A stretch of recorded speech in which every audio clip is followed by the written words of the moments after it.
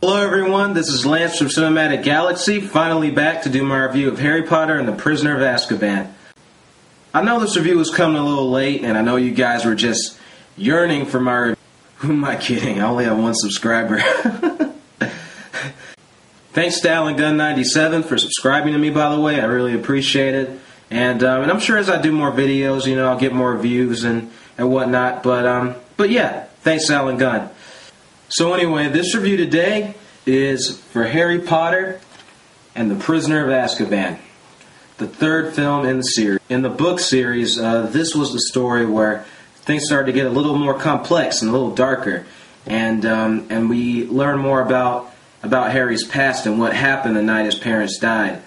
You know, a whole new dimension of that story, and you know, it's really fascinating. Chris Columbus, who directed the first two movies, his direction was very childish and kind of very, you know, it really captured the magic and the whimsy of the series.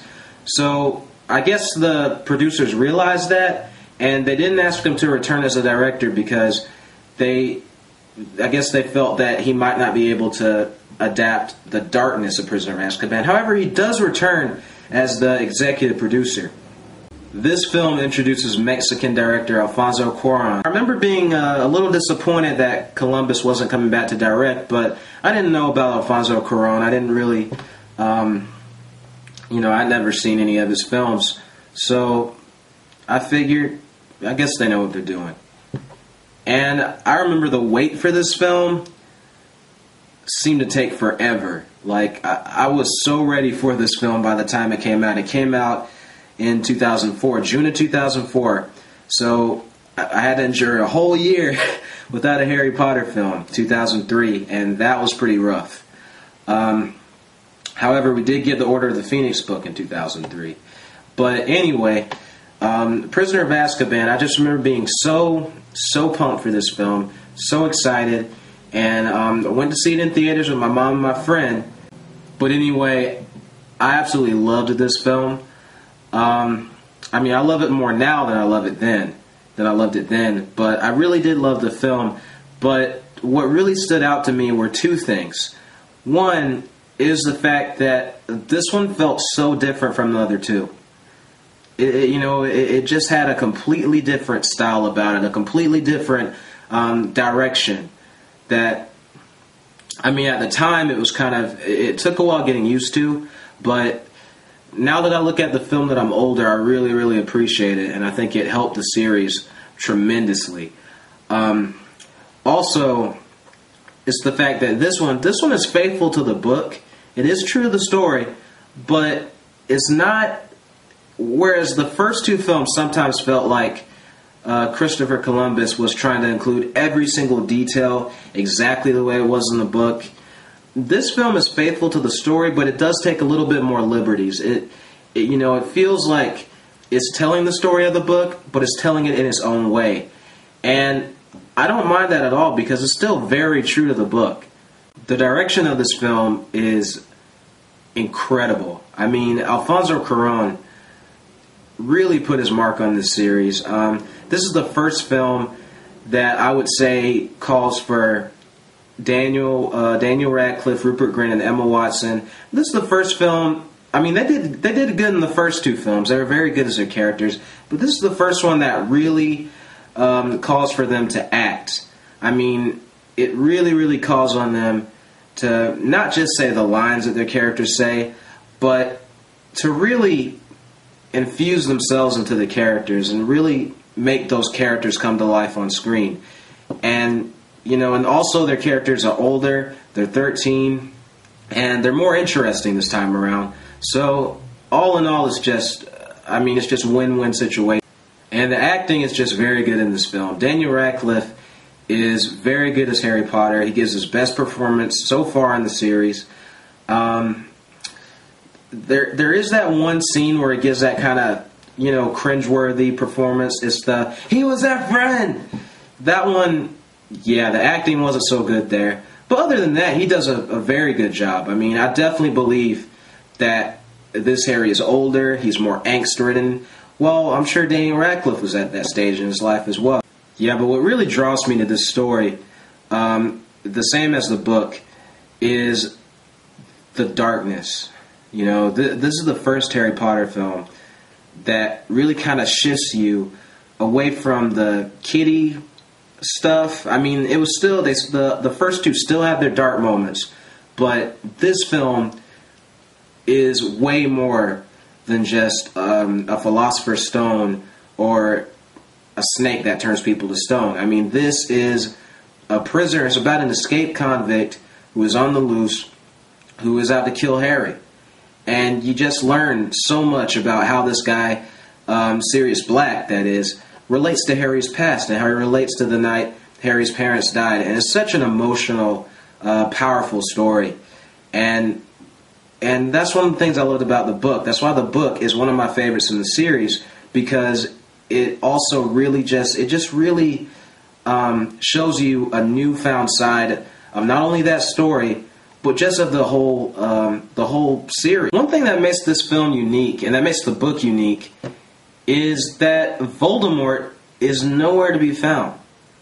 I mean, I know in the book you get a little bit of flashbacks about him, of what happened the night Harry's parents died, but he's not actually in the book physically. You never see him. And that's actually one of the things I love about Prisoner of Azkaban. It's more about Harry learning to conquer his fear of the Dementors. The Dementors are creatures that suck the happiness out of you, and they're especially drawn to Harry because of all the pain and heartbreak that he's dealt with in his life. So, those are the main villains of Prisoner of Azkaban. And I just love how the story is about Harry learning to face his fear and learning to defeat these guys. And also, it's about him developing a sort of father-son connection with Professor Lupin, the new Defense Against the Dark Arts professor. And David Thewlis plays him, and he does an excellent job. I mean, he is Lupin straight out of the books for me. He really portrays the character very, very well. And he's my favorite Defense Against the Dark Arts teacher throughout the whole series. So, he's wonderful. Gary Oldman is in this film as Sirius Black, and he is outstanding. Gary Oldman is one of my favorite actors. The guy, it's like I have to remind myself that Gary Oldman is in, for instance, The Dark Knight. He plays Commissioner Gordon.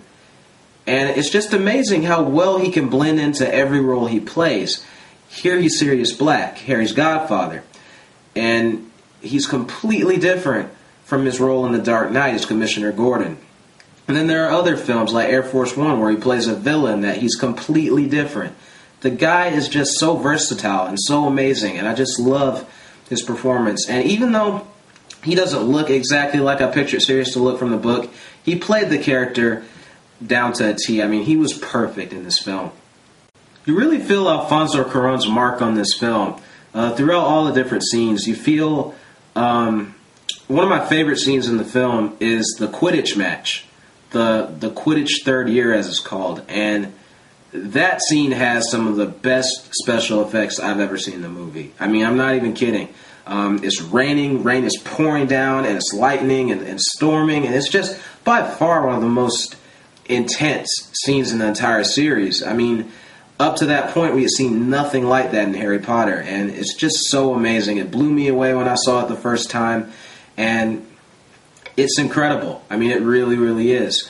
And John Williams' score, by the way, is excellent throughout this entire film. This might be my favorite score out of all the Harry Potter movies. It is wonderful. My other favorite scenes in this film are all the scenes with the Dementors, whether the Dementor, the one with the Dementor coming on the train is so memorable and so iconic. Harry learning to fight off the Dementors in Professor Lupin's classroom. And then there's a scene near the end where the Dementors are attacking Harry and Sirius. And it's just so intense and so well directed. And, you know, just the way they did them is perfect. I mean, the way they have them floating in the air, or, you know, flying around, and the way the lake freezes when they come over. They create this frost over everything, and it's just such a beautiful, haunting visual effect, and it is so clever and so well done. There aren't really many problems I have with this film. I mean, sure, you might say that some of the backstory from the books was cut out of the film. They don't go into as much detail about like the Marauders map and how that was formed. But I don't mind that, because I think the film cuts straight to the point. Yet at the same time, they still imply the backstory.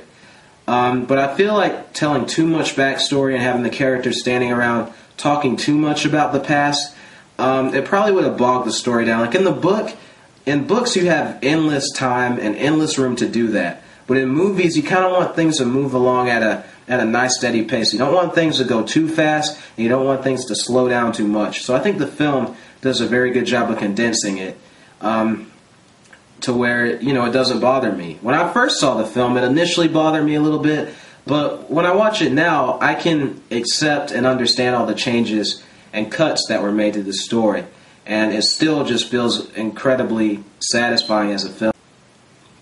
The only real problem I have with this film is that one moment of cringeworthy acting from Daniel Radcliffe, where he is crying because he learned the truth about Sirius Black. It's really the only issue I have with this film, and I mean, I have to look at everything. That prevents me from giving this a perfect score. But other than that, this is actually my second favorite Harry Potter film of the series.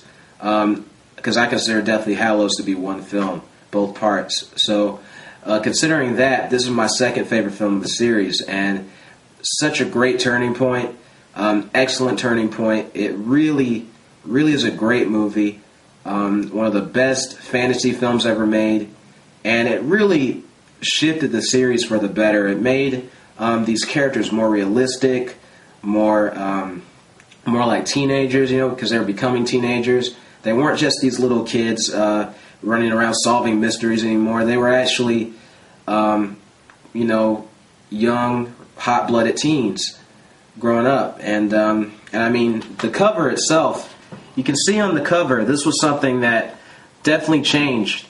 The fact that you see them wearing regular clothing a lot more. They still wear their robes and stuff while they're in classes, but outside of classes, they always wear normal clothes, and that was something that fans were initially not happy about, fans of the books. And even me, when I saw it, it seemed a little weird, but now when I look back at the series, I think that was the best possible decision that Cuarón could have done.